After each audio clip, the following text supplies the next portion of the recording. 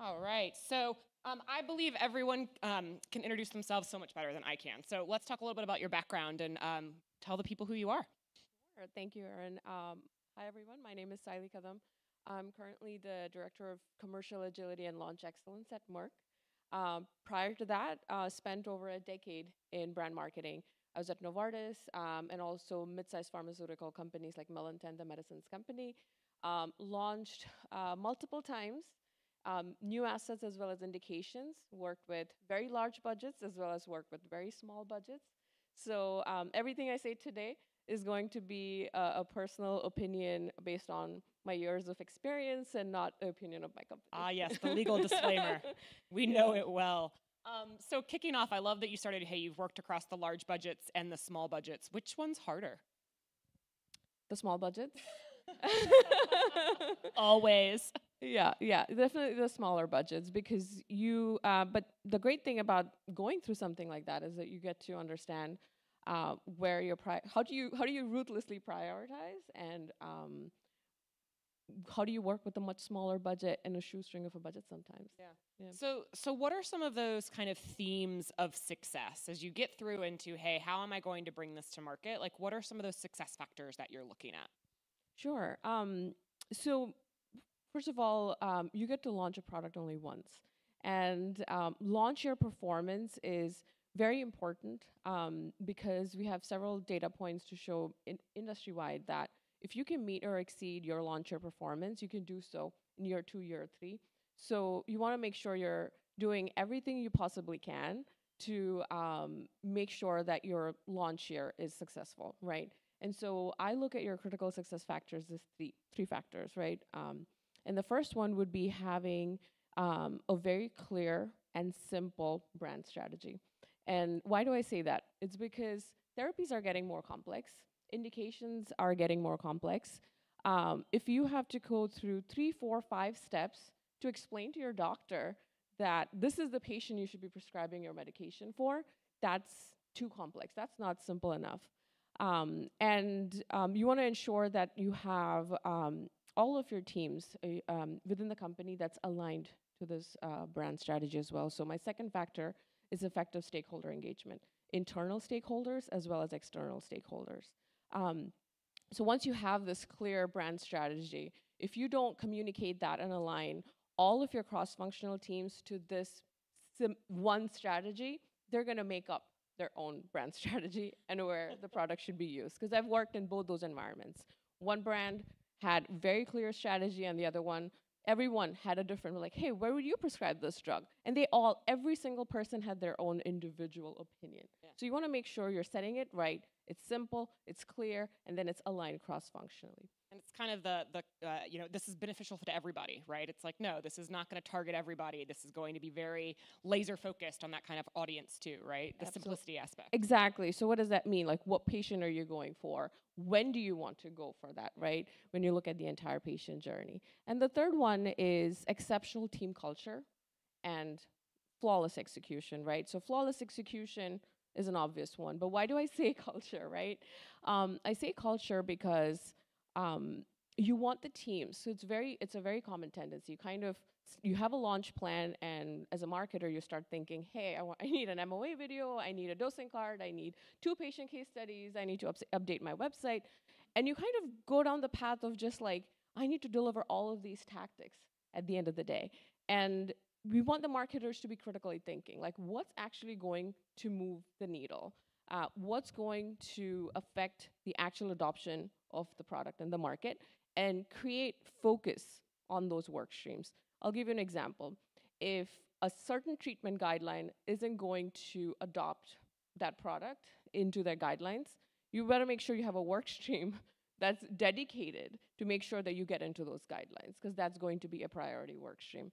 So focus on outcomes and not outputs. Yeah. So when does this whole process begin? Like, how far in advance are you working on some of these brands you're launching? yeah, and I think John, and I think you mentioned it earlier as well. I would say a weak label is a very poor foundation to build off of, right? So to be successful Commercially, it starts years ahead of time. So I would say even as early as phase 3 clinical trial design. And you want to make sure that you have commercial input that early. So I talk about market access being like you want to engage your payers that early. Why? Because it's not enough now to ensure that you're satisfying regulatory requirements. You want to ensure that your payers are actually viewing your product as superior as well. So, because when you launch, you want to have preferred access. You don't want to have no access Right. or one that's laden with like a bunch of prior authorizations. So that, and as well as medical engagements too. So that's one team that can actually talk to your HCPs before launching. So how can you engage with your medical teams to ensure you have a solid scientific platform? How can you get the market ready before your reps are out there? So definitely engaging with your cross-functional partners years ahead. And then of course, when you get closer to your PDUFA and your approval, you have your launch plan, and typically starts about 2 years. Yeah, and so timelines are going to shift naturally, right? I mean, Yeah. you want to go into this and expect, oh, it's going to happen, but you have to be agile and flexible to be able to adjust to the market conditions, the Yeah. regulatory aspect too, right? Yeah, absolutely. And so the one thing I'll say about Agile, and so my current role, I'm establishing a center of launch excellence at Merck. So one could look at a COE, and a COE, for those who know, who don't know, it's a group of people that provides leadership, training, resources on a specific topic. So folks can look at you and go like, hey, they're trying to create rigor. My team, my product is unique. I don't need all this rigor. I don't need all this process, tools, tactics. And so the art is like, how do you be a COE but not act like one? And how do you bring efficiencies through, 70% of your plan is going to be common between all the different launches, and then how do you personalize with the 30% of those launches? So definitely you can be agile and nimble, but also bring efficiency in the Well, process. because they'll come to you and say, oh, I have these unique business problems and I have these unique business challenges, and you have your checklist, you have your best practices of this is what we need to be able to do throughout the process, but ultimately they're going to need some sort of flexibility to work within your Exactly. constraints, right? So how do you kind Exactly. of stick to what you know works while still satisfying the needs of each individual business unit? Yeah, so it's important that you're thinking about these best practices and processes, not just tactically and operationally. You want to have these best practices from a strategic level as well, and you want to get better with launches. So for a large company, you're going to have a pipeline, you're going to have multiple launches, and so you want to get better with each launch versus and the only way to do that is to capture your best practices moving forward, and the teams are going to appreciate that. They want to learn. You don't want to be starting from scratch every single time. Yep. So You talked a little bit about internal and external stakeholders. yeah. This alignment with them and identifying who they are, what they need, their goals, it's critical to this whole process. So Yeah. who are your stakeholders, both internally and externally? Yeah, so I talked a little bit about the internal stakeholders, right? External stakeholders, I look at the stakeholders as like two concentric circles. The central circle is your core stakeholders. So you have your patient, your HCP, your pharmacies, your care providers. They're part of your core stakeholders. And then the outside circle is your influencing stakeholders. So that's your lab and diagnostic tests. Those are your treatment guidelines. Those are your policies that govern the treatment area. And you can't forget the influencing stakeholders. Sometimes they play a major role in success. So you want to make sure you're looking at all the stakeholders. Well, you may say, well, that's a huge list of stakeholders. You don't want to go too broad at launch either. So what you want to do is you want to take your patient journey from all the way from symptoms being presented to diagnosing, and you're going to map the entire patient journey all the way through the patient receiving the medication, right? And then you're going to look at what are the key points where decisions are being made. It's not going to be in every single step. So you want to look at what point or which stakeholders are playing a key role in driving those decisions. Once you have that, then you can prioritize those stakeholders. I'll give you an example. Let's say you're launching in a hospital, you're launching a hospital product. The patient comes to the emergency room. A case manager looks at the patient. An emergency physician looks at it, says, you need to be admitted. They have an infection. So the patient's then taken to the hospital. A hospitalist looks at it as well. This is an infection. I need to call on an ID doctor. So an ID doctor. So now you can see how many people and stakeholders are touching this one patient. And so you get the ID doctor there, and every single person has a slightly different goal in mind. So it's very important that you're mapping all the stakeholders, then you're prioritizing these stakeholders. Well, first I need to make sure that this product is on the formulary so they can actually get the product. Then you want to go to the ID doctor because they're the ones actually writing the product. So you go down that list and slowly keep expanding your HCP target list. But that's how you would want to map it out and prioritize your stakeholders. And then the messaging is very, very catered to what drives the physician. So an ED doctor is going to care about not, making sure the patient's not coming back to the ER. An ID doctor is looking at, hey, I need to give the best antibiotic to ensure that there's a broad coverage. So you need to be talking to every single customer base based on what drives them and how is this product going to serve that audience group. Yeah, you become kind of the orchestrator behind the scenes, right? Like almost like a cat herder for all of these different HCPs and trying to make sure that they're saying the same thing but applicable to their respective fields and specialties, right? Exactly. So, we've talked a little bit about attention here, and everyone's attention is dwindling, but we have so much more content out there, and physicians and consumers are getting inundated with messages, and the competitive marketplace is super, super crowded. Like, how are you prioritizing what you say, right? We talked about how are we keeping the message simple. Like, you can come to this with 15 different claims and benefits, but how do you really prioritize the time that you have to reach these different HCPs? Yeah. So, one of the things I'll talk about is like, how can you get innovative in delivering your message to HCPs as well? So, at one point, and for one of the brands, you need to have a core differentiating strategy, right? So how do you then communicate that in a more effective way? So for personal promotion, I'll give you an example. I worked on an augmented reality app that the reps used.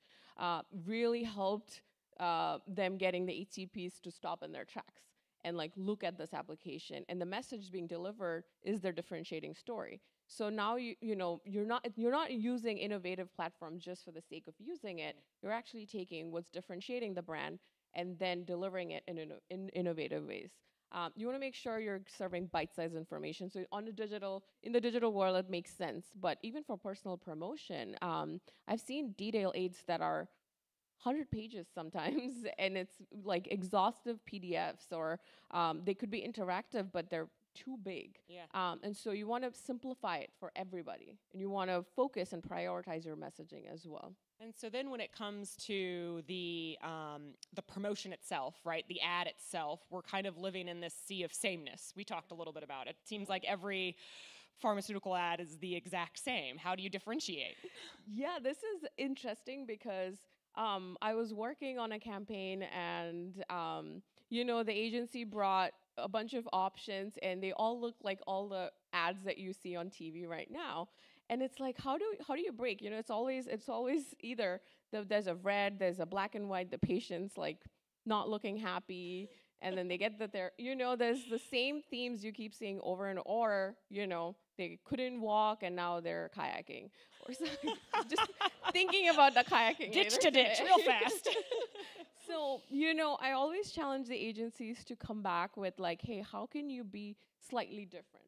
And sometimes they'll go a little bit too off the charts, and they don't test well. So you want to make sure that you're getting different campaign options to test in the market.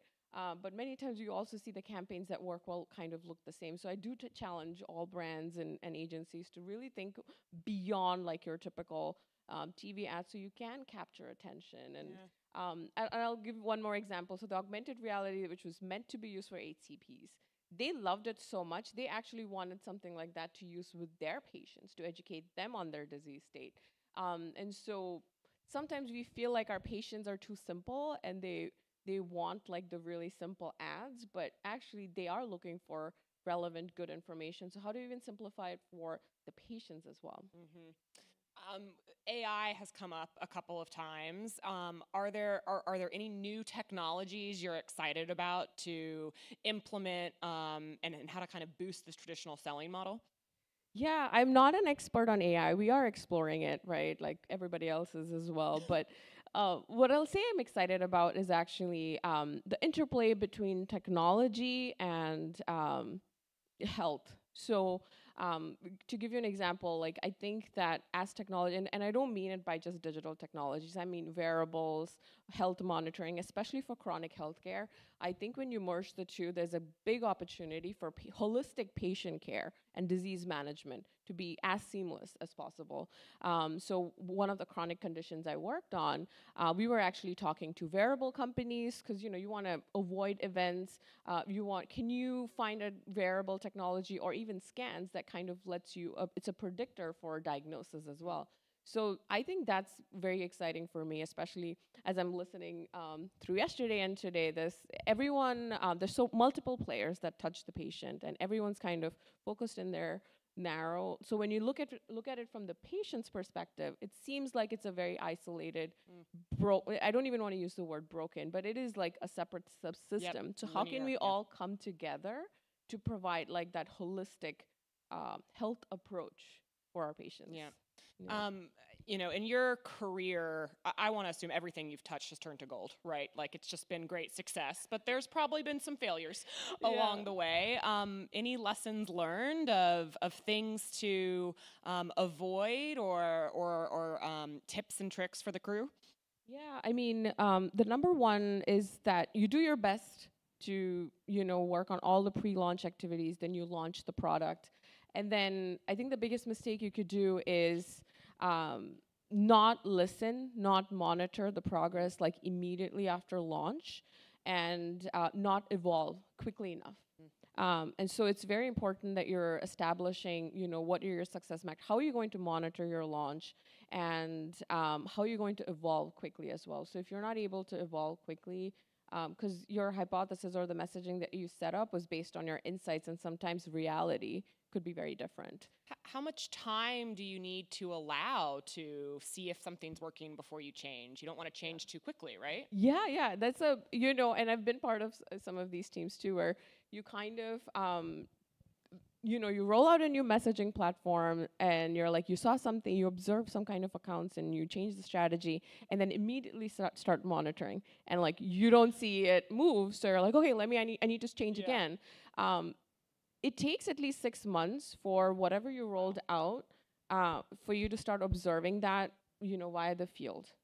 The reps take time to learn the piece, to get comfortable with the piece, to then start using it with their customers consistently. So it takes time. So I would say, at least 6 months for a messaging platform or a campaign to work. It's got to be hard for marketers, right? To not want to touch it immediately if they can't see it working, but try to step back to over-engineering it. Yeah, absolutely. And that's why I think even when I say the clear differentiating strategy at launch, I think the big thing here is that you want to make sure that I think we talked about positioning, that positioning is solid at least for a year. Yeah. Because you want to make sure you've accounted for competitive entrants, market events, because if you are a company that submits your claims and creative into OPDP and wait for feedback, that's another 3 to 4 months.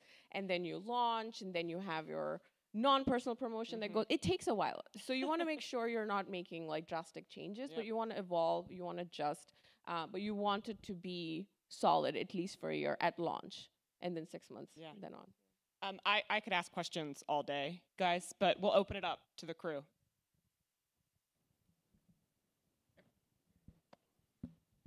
This was great. Thank you so much.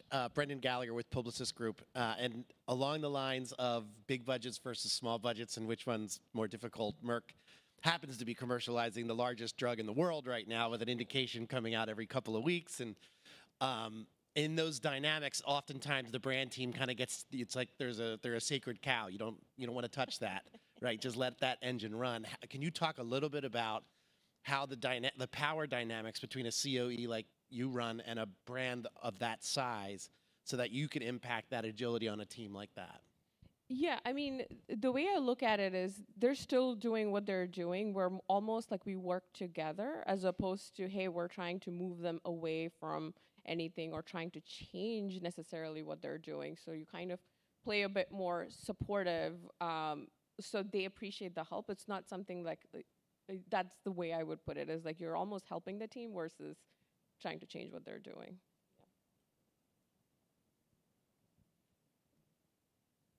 Any other questions? Sayali, you mentioned the sphere of influencers around and targeting. How do you, how have you gone about effectively targeting, both identifying but also targeting that sphere of influencers that are different perhaps from your core target? Okay, so I can give you an example. So sometimes, not sometimes, actually a lot of times treatment guidelines, especially in like, it depends on the therapeutic area. So if you're a vaccine, you want to get on those guidelines. That's the only way a physician's going to, you know, send the patient to get a vaccine versus infectious disease. A lot, cardiology, everyone has their treatment guidelines. So sometimes policy comes into play as well, again, based on the therapeutic area. So you want to make sure what's the primary like decision-making driver for adoption? Like what's going to be your biggest barrier? Is it policy? If there's no lab diagnostic and that's going to be a requirement that a lab test needs to be positive for something, then that becomes a priority. So you want to make sure for your therapeutic area, for your product, which influencing stakeholder is going to play the biggest part, and then go after it. And you want to do that as early as possible because all the influencing stakeholders that I just mentioned, it takes years to make a difference. So, you know, as early as you can identify it and start working on it, you're going to be set up for like success, as opposed to, you can't decide in like, you know, 2 months and make change with a diagnostic company. And does that mean that the channels that you use to impact that influencer can often be radically different from the ones that you're using directly on your target? Yeah, absolutely. Yeah. So a core target and HCP, you have your usual channels, your personal, non-personal promotion. If you're talking to policy or treatment guidelines, you have sometimes different teams that are working with those stakeholders. Sometimes, yeah, so very different. But again, you want to have like your value proposition for your product defined. So even when you have different teams engaging with different folks, you have a central like core story that is for the brand. Final call for questions. Sayali, thank you so much. Thank you so much.